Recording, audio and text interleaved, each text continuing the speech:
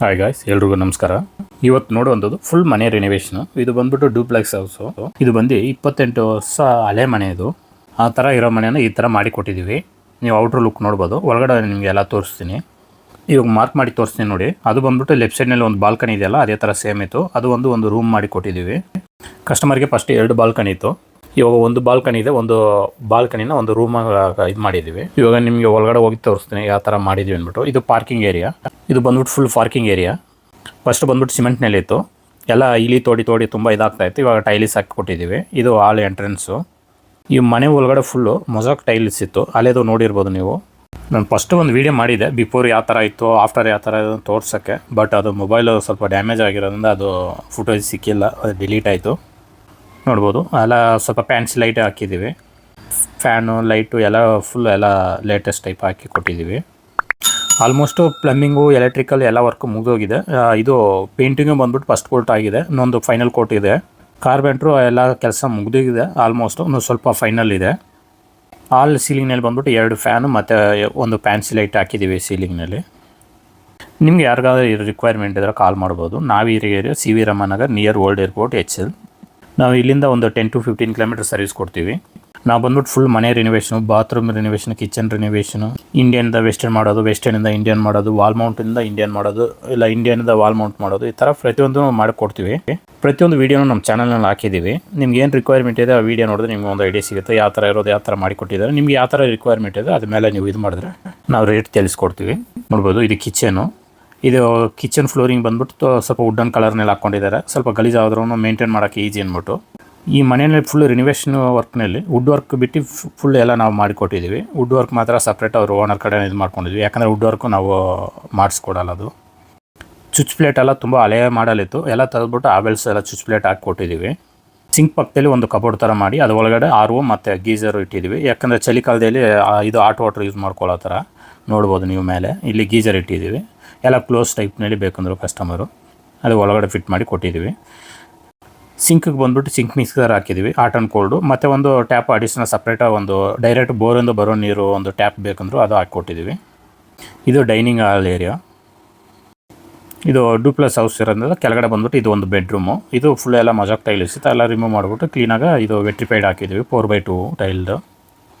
ಅದು ಪಕ್ಕದಲ್ಲೇ ಒಂದು ಬಾತ್ರೂಮು. ಇದು ಬಂದ್ಬಿಟ್ಟು ಚಿಕ್ಕ ಟೈಲು. ಅವಾಗ ಓಲ್ಡ್ 8x8 ಇತ್ತಲ್ಲ, ಅದು ಹಾಕಿದ್ರು. ಎಲ್ಲ ಬೇಸಿಕ್ ಮಾಡಿ ಇಟ್ಟಿದ್ರು ಅವಾಗ. ಎಲ್ಲ ಫುಲ್ಲು ತೆಗೆದ್ಬಿಟ್ಟು ಎಲ್ಲ ಫ್ಲೋರಿಂಗ್ ಬಂದ್ಬಿಟ್ಟು 2x2 ಹಾಕಿದ್ವಿ. ವಾಲ್ ಬಂದ್ಬಿಟ್ಟು 4x2 ಹಾಕಿದ್ವಿ ಟೈಲು. ಎಲ್ಲ ಇವಾಗ ಲೇಟೆಸ್ಟ್ ಟೈಪ್ ಏನಿದೆ ಆ ಥರ ಬಾತ್ರೂಮ್ ಫುಲ್ಲು ರಿನೋವೇಷನ್ ಮಾಡಿ ಕೊಟ್ಟಿದ್ದೀವಿ ವಿತ್ ವಾಲ್ ಮೌಂಟ್ ಟೈಪು. ಈ ಕಮೋಡು ಸ್ವಲ್ಪ ಡಿಫ್ರೆಂಟಾಗಿ ಮಾಡಿದ್ದೀವಿ. ನಿಮ್ಗೆ ತೋರಿಸಿ ನೋಡಿ. ಯಾಕಂದರೆ ಇದಕ್ಕೆ ವಾಲ್ ಮೌಂಟೆಡ್ ಕನ್ಸಿಲ್ಡ್ ಪ್ಲಸ್ ಟ್ಯಾಂಕಿಗೆ ಒಂದು 4 ಇಂಚ್ ವಾಲ್ ಅಡಿಷ್ನಲ್ ಮಾಡ್ತಾರೆ. ನಾವು ಇದು 9 ಇಂಚ್ ವಾಲ್ ಇರೋದ್ರಿಂದ ವಾಲ್ ಒಳಗಡೆ ಫುಲ್ ಕಟ್ ಮಾಡಿ ಒಳಗಡೆ ಫಿಟ್ ಮಾಡಿ ಕೊಟ್ಟಿದ್ದೀವಿ. ಇಲ್ಲೊಂದು ಫೋಲ್ಡಿಂಗ್ ಟೈಪು ಟವಲ್ ರಾಡು ಒಂದು ಹಾಕಿದ್ದೀವಿ. ಅಲ್ಲೊಂದು ಸ್ಟೋರೇಜ್ ಯಾವುದನ್ನ ಥಿಂಗ್ಸ್ ಇಟ್ಕೊಳ್ಳೋಕ್ಕೆ ಒಂದು ಇದು ಮಾಡಿದ್ದಾರೆ. ಅದಕ್ಕೆ ಡೋರ್ ಮಾಡ್ತಾರೆ ಇವಾಗ. ಇದು ಫುಲ್ ಎಲ್ಲ ಫೈನಲ್ ಆಗಿದೆ. ಇದು ನೋಡಿದ್ರೆ ಟೇಬಲ್ ಮೌಂಟು ಸ್ಟೋರೇಜ್ ಟೈಪೇ ಮಾಡ್ಕೊಂಡಿದ್ದೀವಿ. ಏನೋ ಥಿಂಗ್ಸ್ ಅವ್ರು ಇಟ್ಕೊಳ್ಳೋ ಥರ ಮಾಡಿಕೊಟ್ಟಿದ್ದೀವಿ. ಇದು LED ಮಿರರ್ ಲೈಟು. ನೆಕ್ಸ್ಟ್ ಬಂದ್ಬಿಟ್ಟು ಇದು LED ಮಿರರ್ ಲೈಟ್ ಹಾಕ್ಕೊಂಡಿದ್ವಿ. ಇದು 3 ಕಲರ್ ಆಪ್ಷನ್ ಬರುತ್ತೆ ಲೈಟ್ನಲ್ಲಿ. ನೋಡಿ ನಮ್ಮ ಕೆಲಸ ಹೆಂಗಿದೆ ಅಂದ್ಬಿಟ್ಟು ನಿಮ್ಗೆ ಇಷ್ಟ ಆಗಿದ್ರೆ ಒಂದು ಲೈಕ್ ಮಾಡಿಕೊಡ್ರಿ. ಹಾಗೆ ನಿಮ್ಮ ಫ್ರೆಂಡ್ಸ್ ಸರ್ಕಲ್ನ ಯಾರಿಗಾದ್ರೂ ರಿಕ್ವೈರ್ಮೆಂಟ್ ಇದ್ದರೆ ಅವ್ರಿಗೆ ವೀಡಿಯೋ ಶೇರ್ ಮಾಡಿಬಿಡ್ರಿ. ಏನೋ ನಿಮಗೆ ಡೌಟ್ ಇದ್ದರೆ ಕಮೆಂಟ್ ಮೂಲಕ ತಿಳಿಸ್ಬೋದು. ಇದು ಬಂದ್ಬಿಟ್ಟು ಗ್ರೌಂಡು ಫಸ್ಟ್ ಇರೋದ್ರಿಂದ ಸ್ವಲ್ಪ ಮೀಡಿಯಮ್ ಪ್ರೆಷರ್ ಇದೆ. ಇವಾಗ ಫಸ್ಟ್ ಫ್ಲೋರು ನಿಮ್ಗೆ ತೋರಿಸ್ತೀನಿ ಯಾವ ಥರ ಇದೆ ಅಂದ್ಬಿಟ್ಟು. ಫಸ್ಟ್ ಫ್ಲೋರ್ನಲ್ಲಿ ಎಲೆಕ್ಟ್ರಿಕ್ ವರ್ಕು ಎಲ್ಲ ಫಿನಿಶಿಂಗ್ ಆಗಿದೆ. ಇದು ಸ್ಟೆಪ್ನಲ್ಲೇ ನಿಮಗೆ ಒಂದು ಮೈಲ್ಡಾಗಿ ಒಂದು LED ಇದು ಹಾಕ್ಕೊಂಡಿದ್ದೀವಿ. ಇನ್ನೂ ಎಲ್ಲ ಕ್ಲೀನಿಂಗ್ ಆಗಿರಲಿಲ್ಲ. ಫ್ಲೋರಿಂಗ್ ಎಲ್ಲ ಸ್ವಲ್ಪ ಗಲೀಜಾಗಿದೆ. ಇಲ್ಲೇ ನೋಡ್ಬೋದು ನೀವು. ಕಾರ್ಪೆಂಟ್ರ್ ವರ್ಕ್ ಇನ್ನೂ ಸ್ವಲ್ಪ ಪೆಂಡಿಂಗ್ ಇದೆ. ಗ್ರೌಂಡ್ ಫ್ಲೋರ್ನಲ್ಲಿ 1 ಬೆಡ್ರೂಮು. ಇದೇ ಫಸ್ಟ್ ಫ್ಲೋರ್ನಲ್ಲಿ ಬಂದ್ಬಿಟ್ಟು 3 ಬೆಡ್ರೂಮ್ ಬರುತ್ತೆ. 2 ಬಂದ್ಬಿಟ್ಟು ಮಕ್ಳು ಓದೋಕ್ಕೆ ಇದು ಮಾಡೋಕ್ಕೆ 2 ರೂಮ್ ಇರುತ್ತೆ. ತೋರಿಸ್ತೀನಿ ನೋಡಿ. ನೀವು ಬಾಲ್ಕನಿನ ಇವಾಗ ರೂಮ್ ಮಾಡಿರೋದು ಇದೆ. ಇದು ಮಕ್ಕಳಿಗೆ ಒಂದು ರೂಮು ಬೇಕಂದ್ರು ಅದರಿಂದ ಅದು ಮಾಡಿಕೊಟ್ಟಿದ್ದೀವಿ. ಇದು ಆಪೋಸಿಟ್ ವಾಲ್ ಬಂದ್ಬಿಟ್ಟು ಸ್ವಲ್ಪ ಡಾರ್ಕ್ ರೆಡ್ ಪೇಂಟ್ ಯೂಸ್ ಮಾಡಿ ಈ ಥರ ಕಲರ್ ಮಾಡ್ಕೊಂಡಿದ್ದಾರೆ. ರೈಟ್ ಸೈಡ್ ಬಂದ್ಬಿಟ್ಟು ವಾಲ್ ರೂಪ್ ಮಾಡ್ಕೊಂಡಿದ್ದಾರೆ. ಈ ರೂಮ್ಗೆ ಒಂದು ಕಿಟಕಿ ಇಟ್ಕೊಟ್ಟಿದ್ದೀವಿ ವೆಂಟಿಲೇಷನಿಗೆ. ಬೇರೆ ಕಡೆ ಅಡಿಷ್ನಲ್ ಕಿಟಕಿ ಇಡೋಕ್ಕೆ ಜಾಗ ಇಲ್ಲ. ಯಾಕಂದರೆ ಇವ್ರದ್ದು 10 ಕಡೆ ಮನೆಯದು ಅಟ್ಯಾಚ್ ವಾಲ್ ಇರೋದ್ರಿಂದ ಮಾಡೋಕ್ಕಾಗ್ತಾಯಿಲ್ಲ. ರೂಮ್ ಒಳಗಡೆ ಹೋಗಿ ತೋರಿಸ್ತೀನಿ ನೋಡಿ. ಎಲ್ಲ ಪ್ರತಿಯೊಂದು ರೂಮ್ನಲ್ಲಿ ಎಲ್ಲ ಹಳೆ ಸ್ವಿಚ್ ಪ್ಲೇಟ್ ಎಲ್ಲ ತೆಗೆದ್ಬಿಟ್ಟು ಹೊಸ ಲೇಟೆಸ್ಟ್ ಟೈಪು ಆವೆಲ್ಸ್ ಹಾಕಿಕೊಟ್ಟಿದ್ದೀವಿ. ನೋಡ್ಬೋದು ನೀವು. ಇದು ಫಿನಿಶಿಂಗ್ ಚೆನ್ನಾಗಿರುತ್ತೆ, ಲಾಂಗ್ ಲೈಫ್ ಇರುತ್ತೆ. ಇದು ಸ್ವಿಚ್ ಆನ್ ಆ್ಯಂಡ್ ಆಫ್ ಮಾಡೋಕ್ಕೆ ತುಂಬ ಸಾಫ್ಟಾಗಿರುತ್ತೆ ಇದು. ಎಲ್ಲ ಕಡೆನೂ ಅದೇ ಸೇಮ್ ಮಾಡಲ್ ಹಾಕಿದ್ದೀವಿ, ನೀವು ನೋಡ್ಬೋದು. ತುಂಬ ಜನಗಳು ನಮ್ಮ ಇನ್ಸ್ಟಾಗ್ರಾಮ್ನಲ್ಲಿ ಮೆಸೇಜ್ ಮಾಡ್ತೀರಾ ಈ ಕೆಲಸಕ್ಕೆ ಎಷ್ಟು ಅಮೌಂಟ್ ತೊಗೊಂಡಿದ್ದೀರಾ ಅಂದ್ಬಿಟ್ಟು. ತುಂಬ ಜನಗಳು ಕಮೆಂಟ್ ಮಾಡ್ತೀರಾ ನಮ್ಮ ಇನ್ಸ್ಟಾಗ್ರಾಮ್ನಲ್ಲಿ, ಈ ಕೆಲಸಕ್ಕೆ ಎಷ್ಟು ತೊಗೊಂಡಿದ್ದೀರಾ, ಈ ಥರ ಮಾಡೋಕ್ಕೆ ಎಷ್ಟು ಆಗುತ್ತೆ ಅಂದ್ಬಿಟ್ಟು. ಯಾಕಂದರೆ ಒಬ್ಬೊಬ್ಬರು ಮನೆ ಒಂದೊಂದು ಸೈಜ್ನಲ್ಲಿರುತ್ತೆ, ಒಬ್ಬೊಬ್ಬರು ರಿಕ್ವೈರ್ಮೆಂಟು ಒಂದೊಂದು ಥರ ಇರುತ್ತೆ. ನಾವು ಇದನ್ನಲ್ಲಿ ಕರೆಕ್ಟಾಗಿ ರೇಟ್ ಹೇಳೋಕ್ಕಾಗಲ್ಲ. ನಿಮಗೆ ಒಂದು ಬಾತ್ರೂಮ್ ರಿನೋವೇಷನ್ ಮಾಡಬೇಕಂದ್ರೆ ಫುಲ್ ಫ್ಲೋರಿಂಗು ಒಂದು ಫೋಟೋ ಮತ್ತು ವಾಲ್ದೊಂದು ಫೋಟೋ ಹಿಡಿದ್ಬಿಟ್ಟು ನಮಗೆ ಈ ಥರ ರಿಕ್ವೈರ್ಮೆಂಟ್ ಇದನ್ನು ಹೇಳಿದ್ರೆ ನಾವು ರೇಟ್ ನಿಮ್ಗೆ ತಿಳಿಸ್ಕೊಡ್ತೀವಿ. ನಿಮ್ಗೆ ಓಕೆ ಅಂದರೆ ಒಂದು ಡೇಟ್ ಫಿಕ್ಸ್ ಮಾಡಿಕೊಂಡು ಡೇಟ್ ಪ್ರಕಾರ ಬಂದು ಮಾಡಿಕೊಡ್ತೀವಿ. ಅದೇ ಒಂದು ಬಾತ್ರೂಮ್ ಫುಲ್ಲು ರಿನೋವೇಷನ್ ಮಾಡಬೇಕಂದ್ರೆ 3 to 4 days ಬೇಕಾಗುತ್ತೆ. ಅಥವಾ ನಿಮಗೆ ಇಂಡಿಯನ್ದ ವೆಸ್ಟರ್ನ್ ಮಾಡಬೇಕಾದ್ರೆ 1 day ಆಗುತ್ತೆ. ಕೆಲವೊಬ್ರಿಗೆ ಬೇರೆ ಫ್ಲೋರಿಂಗ್ ಮಾತ್ರ ಚೇಂಜ್ ಮಾಡಬೇಕಾದ್ರೆ ಅದು ಮಾಡಿಕೊಡ್ತೀವಿ, ಅದು 1 day ಫಿನಿಷ್ ಮಾಡಿಕೊಡ್ತೀವಿ. ತುಂಬ ಜನಗಳು ಹೊಸ ಬಿಲ್ಡಿಂಗ್ ಕೆಲಸಕ್ಕೆ ಕಾಲ್ ಮಾಡ್ತಾ ಇರ್ತೀರಾ. ನಾವು ಯಾಕಂದರೆ ಹೊಸ ಬಿಲ್ಡಿಂಗ್ ಕೆಲಸ ಇವಾಗ ಆದಷ್ಟು ಅವಾಯ್ಡ್ ಮಾಡಿಬಿಟ್ಟಿದ್ವಿ. ನಮ್ಮದು ಫುಲ್ ರಿನೋವೇಷನ್ ಕೆಲಸ ಇರೋದು, ಇದಕ್ಕೆ ಟೈಮ್ ಸಾಕಾಗ್ತಾ ಇಲ್ಲ. ನಾವು ಮಾಡೋದು ಬಂದ್ಬಿಟ್ಟು ಫುಲ್ ರಿನೋವೇಷನ್ ಕೆಲಸನೇ ಮಾಡೋದು. ರಿನೋವೇಷನ್ ಕೆಲಸದಲ್ಲಿ ಏನೆಂದರೆ ಪ್ಲಂಬಿಂಗ್ ವರ್ಕು ಮತ್ತು electric work, tile work, epoxy work ಎಲ್ಲ ನಾವು ಮಾಡಿಕೊಡ್ತೀವಿ. ಇದು ಬಂದ್ಬಿಟ್ಟು 3 ಬಾತ್ರೂಮ್ ಇದೆ. ಇದು ಬಂದ್ಬಿಟ್ಟು ಬೇಸಿಕ್ ನಾರ್ಮಲ್ ಇದ್ದರೆ ಸಾಕಿದ್ರು ಈ ಥರ ಮಾಡಿಕೊಟ್ಟಿದ್ದೀವಿ. 2 bathroom wall Mount type, 1 bathroom ಮಾತ್ರ ಫ್ಲೋರಿಂಗ್ ಟೈಪು. ಇದು ಬೇಸಿಕ್ ಇದ್ದರೆ ಸಾಕೊಂಡಿದ್ದಾರೆ. ನೆಕ್ಸ್ಟ್ ಬೆಡ್ರೂಮು, ನೆಕ್ಸ್ಟ್ ಬಾತ್ರೂಮು ನಿಮ್ಗೆ ತೋರಿಸ್ತೀನಿ. ಈ ಬೆಡ್ರೂಮ್ ಬಂದು ಸ್ವಲ್ಪ ದೊಡ್ಡದಿದೆ.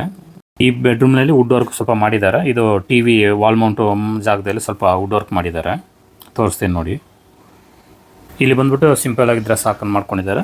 ಗ್ರೌಂಡ್ ಫ್ಲೋರ್ನಲ್ಲಿ ಹಾಲ್ನಲ್ಲಿ ಸ್ವಲ್ಪ ಗ್ರ್ಯಾಂಡಾಗಿ ಮಾಡಿದ್ದಾರೆ. ಇದು ಅಟ್ಯಾಚ್ ಬಾತ್ರೂಮು. ಇದು ಬಂದ್ಬಿಟ್ಟು ಆಪೋಸಿಟ್ ವಾಲ್ಗೆ ಒಂದು ಡಾರ್ಕ್ ಕಲರ್ ಟೈಲ್ ಹಾಕಿದ್ವಿ, ಮಿಕ್ಕಿದು ಎಲ್ಲ ಕಡೆನೂ ಒಂದೇ ಥರ ಹಾಕಿದ್ವಿ. ಇಲ್ಲಿ ವಾಲ್ ಮೌಂಟ್ ಟೈಪು. ಇದಕ್ಕೆ ಬಂದ್ಬಿಟ್ಟು ನೋಡಿ ಕನ್ಸಿಲ್ಡ್ ಪ್ಲಸ್ ಟ್ಯಾಂಕ್ ಕಂಪಲ್ಸರಿ ಈ ಥರ ಒಂದು ಲೆಜ್ ವಾಲ್ ಬರುತ್ತೆ. ಕೆಳಗಡೆ ಸ್ವಲ್ಪ ಡಿಫ್ರೆಂಟಾಗಿ ಮಾಡಿ ಕೊಟ್ಟಿದ್ದೀವಿ ಅವರಿಗೆ ವಿತೌಟ್ ವಾಲ್ನಲ್ಲಿ. ಎಲ್ಲ ಬಾತ್ರೂಮ್ಗೂ ಇದು ಟೇಬಲ್ ಮೌಂಟ್ ಟೈಪು ಮಾಡಿದ್ದೀವಿ. ವಾಶ್ ಬೇಸಿನ್ನು ಕಸ್ಟಮರ್ಗೆ ಸ್ಟೋರೇಜ್ ಟೈಪ್ ಬೇಕಂದ್ರು ಅದರಿಂದ ನಾವೆಲ್ಲ ಟೇಬಲ್ ಮೌಂಟ್ ಟೈಪ್ ಮಾಡಿಕೊಟ್ಟಿದ್ದೀವಿ. ಮಿರರು ಎಲ್ಲ ಕಡೆನೂ LED ಟೈಪು ಫಿಟ್ ಮಾಡಿ ಕೊಟ್ಟಿದ್ದೀವಿ. ನಿಮ್ಗೆ ಇನ್ನೊಂದು ಡೌಟ್ ಇರ್ಬೋದು, ವಿತ್ ಮೆಟೀರಿಯಲ್ ನೀವು ಮಾಡಿಕೊಡ್ತೀರಾ ವಿತೌಟ್ ಮೆಟೀರಿಯಲ್ ಅಂತ ಕೇಳ್ಬೋದು. ನಮ್ಮ ಏರಿಯಾ ಸರೌಂಡಿಂಗಲ್ಲಿದ್ದರೆ ವಿತ್ ಮೆಟೀರಿಯಲ್ ನಾವು ಮಾಡಿಕೊಡ್ತೀವಿ. ಬೇರೆ ಕಡೆ ಅಂದರೆ ವಿತೌಟ್ ಮೆಟೀರಿಯಲ್ ಮಾಡಿಕೊಡ್ತೀವಿ, ಬೇರೆ ಲೇಬರ್ ಕಾಂಟ್ರಾಕ್ಟ್ ತೊಗೊಂಡು ಮಾಡಿಕೊಡ್ತೀವಿ. ಯಾಕಂದರೆ ಬೇರೆ ಕಡೆ ಅಂದರೆ ನಮಗೆ ಮೆಟೀರಿಯಲ್ ಅರೇಂಜ್ ಮಾಡೋಕ್ಕೆ ತುಂಬ ಕಷ್ಟ ಆಗುತ್ತೆ. ನಮ್ಮ ಏರಿಯಾಕ್ಕೆ ಸರೌಂಡಿಂಗ್ ಇದ್ದರೆ ನಮಗೆಲ್ಲ ಅಂಗಡಿ ಪರಿಚಯ ಇರುತ್ತೆ, ನಮಗೆ ಅರೇಂಜ್ ಮಾಡೋಕ್ಕೆ ತುಂಬ ಈಸಿ ಇರುತ್ತೆ. ಆಮೇಲೆ ಇದು ಬಂದ್ಬಿಟ್ಟು ಟೆರೆಸ್ನಲ್ಲಿ ಬಂದ್ಬಿಟ್ಟು ಲೀಕೇಜ್ ಪ್ರಾಬ್ಲಮ್ ಇತ್ತು ಅವ್ರದ್ದು.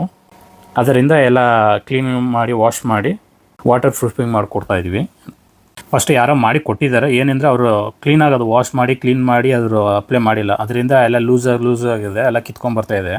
ತೋರಿಸ್ತೀನಿ ನಿಮಗೆ. ಆಮೇಲೆ ಯಾವಾಗ ವಾಟರ್ ಪ್ರೂಫಿಂಗ್ ಮಾಡುವಾಗ ಈ ಥರ ಪ್ರೆಷರ್ ವಾಶ್ನಲ್ಲಿ ಕ್ಲೀನಾಗಿ ವಾಶ್ ಮಾಡಬೇಕಾಗತ್ತೆ. ವಾಶ್ ಮಾಡುವಾಗ ಏನಾಗುತ್ತೆ ಅಂದರೆ ಕೆಲವೊಂದು ಕಡೆ ಎಲ್ಲ ಲೂಸ್ ಆಗುತ್ತೆ.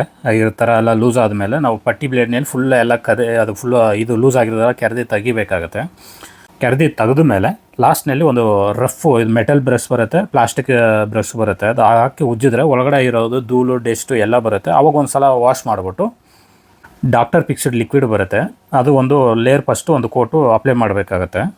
ಅವಾಗ ಏನಾಗುತ್ತೆ ಅಂದರೆ ಸಣ್ಣ ಪುಟ್ಟು ಕ್ರಾಕ್ ಇರೋದೆಲ್ಲ ಕೆಮಿಕಲ್ ಹೋಗಿ ಒಳಗಡೆ ಅದು ಕವರ್ ಆಗುತ್ತೆ. ಆ ಲಿಕ್ವಿಡು ಡ್ರೈ ಆದಮೇಲೆ ನೆಕ್ಸ್ಟ್ ಬಂದ್ಬಿಟ್ಟು ಡ್ಯಾಂಪ್ ಪ್ರೂಫ್ ಹಲವಾರು ಕಂಪನಿ ಇದೆ. ನಾವು ಬಂದ್ಬಿಟ್ಟು ತೋರಿಸ್ತೀವಿ ನೋಡಿ. ಏಷ್ಯನ್ ಪೇಂಟಿದು ಇವ್ರದ್ದು ಡ್ಯಾಂಪ್ ಪ್ರೂಫ್ ಯೂಸ್ ಮಾಡಿದ್ದೀವಿ. ಇದು ಬಕೆಟ್ ಮೇಲೆ ಮೆನ್ಷನ್ ಮಾಡ್ತಾರೆ 10 years ಇದು ಲೈಫ್ ಅಂದ್ಬಿಟ್ಟು ನೋಡ್ಬೋದು. ಇದೇ ನಾವು ಡಾಕ್ಟರ್ ಫಿಕ್ಸ್ಡ್ ಲಿಕ್ವಿಡು ಒಂದು ಲೇಯರ್ ಈ ಥರ ಫಸ್ಟು ಕೋಟ್ ಮಾಡ್ತೀವಿ. ಆಮೇಲೆ ಅದು ಡ್ಯಾಂಪ್ ಪ್ರೂಫು ಅದು ಒಂದು 2 ಕೋಟು ಅಪ್ಲೈ ಮಾಡ್ತೀವಿ. ಫೈನಲ್ ಬಂದ್ಬಿಟ್ಟು ಈ ಥರ ಬರುತ್ತೆ ನಿಮಗೆ. ಈ ಥರ ನೀವು ಪರ್ಫೆಕ್ಟಾಗಿ ಮಾಡಿದ್ರೆ ನಿಮಗೆ ಎಲ್ಲೋ ಕ್ರಾಕ್ ಬರೋದು ಅಥವಾ ಎಲ್ಲನೋ ಅದು ಪೇಂಟ್ ಕಿತ್ಕೊಂಡು ಬರೋದು ಆ ಥರ ಪ್ರಾಬ್ಲಮ್ ಬರೋಲ್ಲ. ಈ ಥರ ನೀವು ಟೆರೆಸ್ನಲ್ಲಿ ವಾಟರ್ ಪ್ರೂಫಿಂಗ್ ಮಾಡುವಾಗ ಮಳೆ ಇಲ್ದಿರೋ ಟೈಮ್ನಲ್ಲಿ ಮಾಡಬೇಕಾಗತ್ತೆ. ಮಳೆ ಟೈಮ್ನಲ್ಲಿ ಮಾಡಿದ್ರೆ ಕೆಲವೊಂದು ಟೈಮ್ ಮಳೆ ಬಂದರೆ ಫುಲ್ಲು ಎಲ್ಲ ಹೊರಟೋಗುತ್ತೆ. ಯಾಕಂದರೆ ಇದು ಡ್ಯಾಂಪ್ ಪ್ರೂಫ್ ಬಂದು ತುಂಬ ಎಕ್ಸ್ಪೆನ್ಸಿವ್ ಆಗುತ್ತೆ. ಮಳೆ ಬಂದು ಹೋದರೆ ಎಲ್ಲ ಹೋಯ್ತು, ಲೇಬರ್ ಕಾಸ್ಟು ಹೋಯ್ತು ಮತ್ತು ಪೇಂಟು ಹೋಯ್ತು. ಕಸ್ಟಮರ್ ಟೆರೆಸ್ನಲ್ಲಿ ತುಂಬ ಪಾಟ್ ಇಟ್ಟಿದ್ರು, ಅದರಿಂದ ನೀರು ಹಾಕೋದ್ರಿಂದ ತುಂಬ ಲೀಕೇಜ್ ಆಗಿತ್ತು ಕೆಳಗಡೆ. ಇವಾಗ ಇದು ಡ್ಯಾಂಪ್ ಪ್ರೂಫ್ ಅಪ್ಲೈ ಮಾಡಿದ್ದೀವಿ. ನೆಕ್ಸ್ಟ್ ಅವರು ಇವಾಗ ಪಾಟ್ ಇಟ್ಟರೂ ಏನು ತೊಂದರೆ ಆಗೋಲ್ಲ.